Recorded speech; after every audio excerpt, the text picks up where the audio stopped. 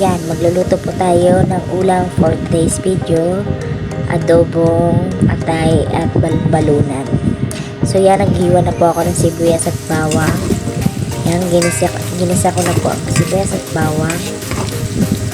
Then, after nyan,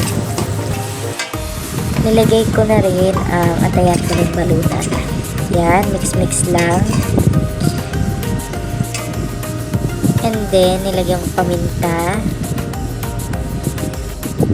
Mas maraming paminta, mas masarap. Naglagay na rin ako ng seasoning. Nasa sa inyo po yan, ang depende sa inyo kung anong ilalagay nyo. Ilagyan ko na rin po ng toyo. Pagka kumulo na po, isunod natin ang suka.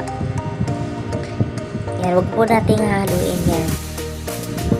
Pakulain lang po natin saglit at yan, tsaran, luto na po ang ating adobong atay.